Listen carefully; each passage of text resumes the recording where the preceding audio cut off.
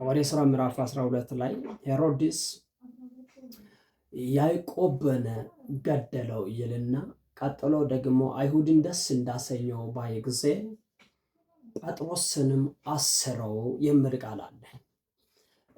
ጴጥሮስም ሆነ ያዕቆብም የእግዚአብሔር ልጅ የኢየሱስ ክርስቶስ አገልጋዮች ናቸው። የእሱን መንገድ ተከታዮች ናቸው። የእሱን ስራ የሚሰሩት ናቸው። ነገር ግን ያዕቆብ ለምንድን ነው የተገደለው? ጴጥሮስ ከእስር ቤት እንዲወጣ እግዚአብሔር መልአክስ ለምንድን ነው የላከው? ወገኖች በጣም ይገርምኛል። ጴጥሮስም ያዕቆብም የክርስቶስ ደቀ መዛሙርቶች ናቸው። የክርስቶስን አገልግሎትን እያገለገሉ ነበር ኢየሱስ ክርስቶስ ካደ በኋላ። ነገር ግን ያዕቆብን እንዲገደል እግዚአብሔር ያደረገበት ምክንያቱ ለምንድን ነው? በመቀጠል ጴጥሮስ ከእስር ቤት እንዲወጣ ለምንድን ነው መልአክን ልኮ ሲያስወጣ በያዕቆብስ ጊዜ ዝም ያለበት እግዚአብሔር? ይሄን ነገር ግን ታውቃላችሁ? ምሳሌ መጽሐፍ ላይ ነው ሰው በአንደበቱ ቃል ይጠመዳል የምለው። ይሄ ጴጥሮስ እንዲፈታ የተደረገው ለጴጥሮስ እዛ ጋ በያዕቆብ እናት ቤት ወይም በማርያም ቤት እዛ ጸሎት ስለተደረገ ብቻ አይደለም። ለዛኛውም ጸሎት ይደረግ ነበር። ሲጀመር አይሁዶች ኢየሱስ ክርስቶስ ከሄደ በኋላ የአይሁድ የደቀ መዛሙርቶችን የኢየሱስ ክርስቶስ ደቀ መዛሙርቶችን ያሳድዱ ነበር። ከዛ ደቀ መዛሙርቶች ደግሞ በጣም ተግተው ይጸልዩ ነበር። እንደውም ለጸሎት ይመች ዘንድ ብሎ ሐዋርያት ሥራ መጽሐፍ ላይ ምዕራፍ 7 ላይ እንዳየነው እነ እስጢፋኖስን ምግብ ይሰሩ ዘንድ ሰሌክት አድርጎ የተመረጡት አሉ። እኛ ለቃልና ለጸሎት እንትጋ፣ እናንተ መብልን ለኛ አዘጋጁ ብሎ የተመደቡ ሰዎችም አሉ። እና ለጸሎት ይተጉ ነበር። ባይዞይ አንዱ ለአንዱ ይጸልያሉ። ለያዕቆብም ይጸልይ ነበር። ነገር ግን ለምንድን ነው ያዕቆብ ከዛ ያልተፈታው? ወይም ለምንድን ነው የሞተበት ዋና ዓላማ ሪዘኑ ምንድን ነው? ይገርማል። በጣም እኔ ይገርሞኝ ነውና ያ ዛሬ አዲስ ነገር ለእናንተ ላካፍላችሁ ፈልጋለሁ። ያዕቆብ የሞተበት አንድ ምክንያት አለ። እግዚአብሔር የሁሉም አምላክ ነው። ግን ያዕቆብ ሲሞት ዝም ያለበትና ጴጥሮስን ደግሞ ከዛ ያወጣበት ምክንያቶች አሉ። ለዚህ ደግሞ ዋቢ የሚሆነው መጽሐፉን ሊጠቁማቸው ማርቆስ ወንጌል ጋር ልውሰዳችሁ። ማርቆስ ወንጌል ላይ ምዕራፍ 10 ላይ አንድ ቃል አለ።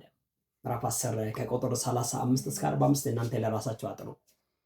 እኔ ግን 38 እና 39 ላይ ያለውን አንድ ላይ እናያለን። እና እዛ ማርቆስ ወንጌል ላይ ያዕቆብና ዮሐንስ ማለት ነው የዘብዴዎስ ልጆች ናቸው ሁለቱም መጥቶ ጠየቁት። ማንን? ኢየሱስን። ምን ብለው? በመንግስት ወይም በክብር ጊዜ እኛን አንዱን በቀኝ አንዱ በግራ አስቀምጥ ብሎ ይጠይቃሉ። ከዛ ኢየሱስ ክርስቶስ እናንተ የምትጠይቁትንም አታውቁም ብሎ ይኮንናቸው ነበርና ካለ በኋላ አንድ ጥያቄ ለነሱ ደግሞ አመጣ። ኢየሱስ አምጥቶ በውኑ እኔ የሚጠጣውን ጽዋ ልትጠጡ ትችላላችሁን? እኔስ የሚጠመቀውን ጥምቀትስ ትጠመቃላችሁ ብሎ ጠየቃቸው። እዚህ ጋር ወገኖች እንድታውቁት የሚፈልገው ነገር ይሄ ጽዋ የተባለው ውሃ አይደለም፣ ወይም የሆነ ወይን ጠጅም አይደለም። ጽዋ የሚባለው ነገር መከራ ነው። በመቀጠል ጥምቀት የሚባለው ነገር ደግሞ ይሄ ውሃ ጥምቀተኛ ገብተን እንደምንወጣ በውሃ መታጠብ አይደለም። ወይም አንዳንድ ሃይማኖቶች በጥር 11 ተብሎ የሚደረገው ጥምቀት ፕሮግራምም አይደለም። ይሄ እኔ የሚጠመቀው ጥምቀት ትጠመቃላችሁ ኢየሱስ ክርስቶስ ያለው ሞቶ ነው። አስታውሳችሁ ከሆናችሁ ጌታው ማን አባቴ ሆይ ብትፈቅደኝ እቺ ጽዋ ከኔ ትለፍ ኢየሱስ ያለው ጽዋ የቱ መሰላችሁ? መከራው መጨረሻው ጫፍ ላይ ያለው ጌቴሰማኒ ላይ ሆኖ ላቡ ራሱ የደም ላብ እስኪሆን ድረስ ኢየሱስ ክርስቶስ ተጨንቆ የጸለየበት ምድረው መከራ ነው። እና ይሄንን ኢየሱስ ክርስቶስ ባለ ጊዜ ያዕቆብና ዮሐንስ በብዙ ደስታ ጨክኖ ቃል ገቡ በእግዚአብሔር ልጅ በኢየሱስ ክርስቶስ ቤት። ምን ብሎ? አው እንጠጣለን፣ አው እንጠመቃለን ብለው አሉ። ስለዚህ ባጭሩ ያዕቆብ ላይም ዮሐንስ ላይም የደረሰው መከራ እነሱ በራሳቸው አንደበት የገቡት ቃል ኪዳን ነው የፈጸሙት ወገኖች። አንዳንድ ጊዜ እኛ ልክ እንደ ጫወታ አድርገን በእግዚአብሔር ፊት የምንገባው ቃል እግዚአብሔር እቺ እንደ በሬትን ከኛ ይጠብቃል።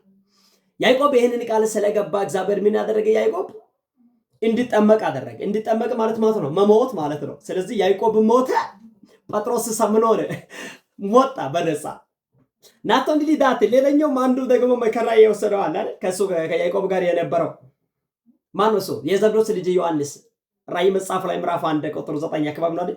ፊጥሞ ደሴት ላይ ነበርኩ ምናምን ብሎ ፊጥሞ ደሴት ላይ ምን እየሰራ ነበር? በዛይት ተቀቅሎ ከዛ በኋላ አውጥቶ በረዳማ ቦታ ላይ ጣሉት ይላል። አስቀመጡት አይደል? ወዳጅ እዚህ ጋር አንድ መልእክት ላስተላለፍ ይፈልጋለሁ። ከሐዋርያት ሥራ ምዕራፍ 12 አኳያ ሐዋርያት ሥራ ምዕራፍ 12 ላይ ጴጥሮስ ተፈታ፣ ያ በሩ አውቆ ተከፈተ ምናምን የምለው ነገር ብቻ ነው። እኛ በሩ አውቆ ተከፈተ፣ ትልቁ በር አውቆ ይከፈታል ምናምን ብለን ነው እንትን የሚለው። ግን ዋና ፖይንቱ ለሰዎች ለኛ የሚያስፈልገው እዚህ ጋር ዋና ፖይንቱ ምን ነው? ከበሩ ጋር አይደለም ጉዳይ። ዋናው ነገር ማወቅ ያለባቸው በሩም አንድ ነገር ነው። ዋናው ግን እኛ በአንደበታችን ቃል እንደምንጠመድ ከበረታ ፈልጎ ያዕቆብና ዮሐንስ የዘብዴዎስ ልጆች ወደ ኢየሱስ ክርስቶስ ጋር መጥተው የጠየቁትን ጥያቄ መጨረሻ ያ ጽዋ ነው የጠጣው ያዕቆብ። ጴጥሮስ ግን በዛ መካከል ስላልነበረ እግዚአብሔር ጴጥሮስን ምን አደረገ? መልአኩን ልኮ አወጣ ወይም አዳነው።